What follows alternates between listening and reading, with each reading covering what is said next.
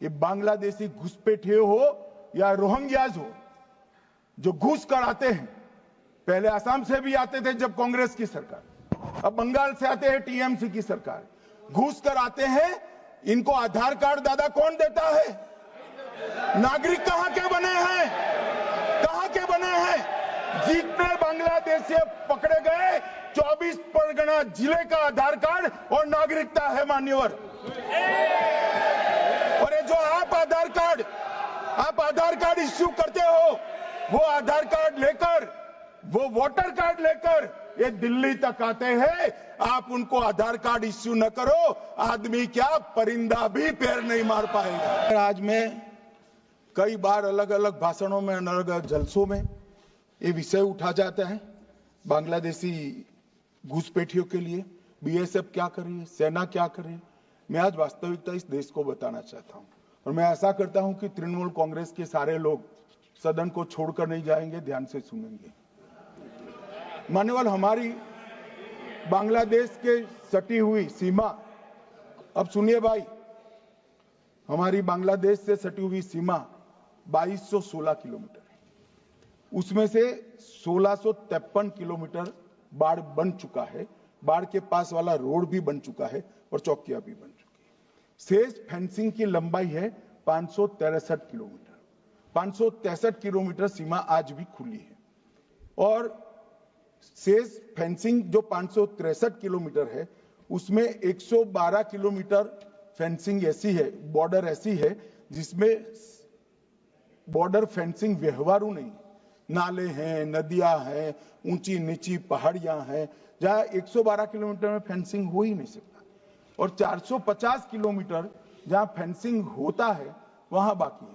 अब मैं वो बताना चाहता हूं कि क्यों बाकी है।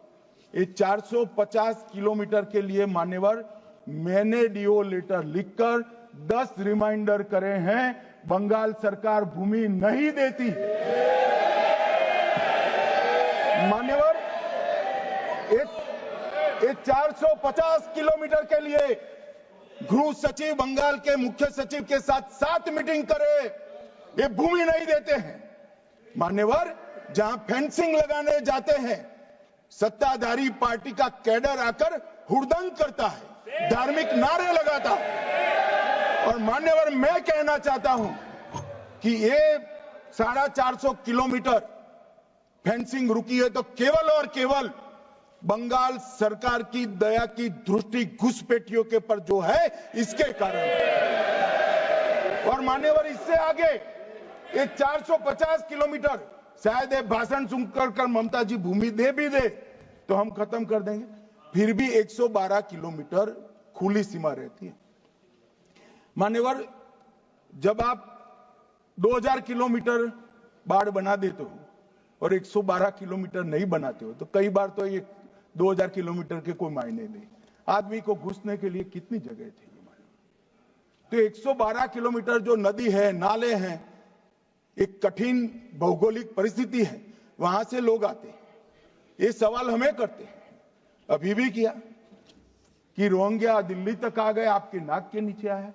मान्यवर, ये बांग्लादेशी घुसपैठिए हो या रोहिंग्याज हो, जो घुस कर आते हैं।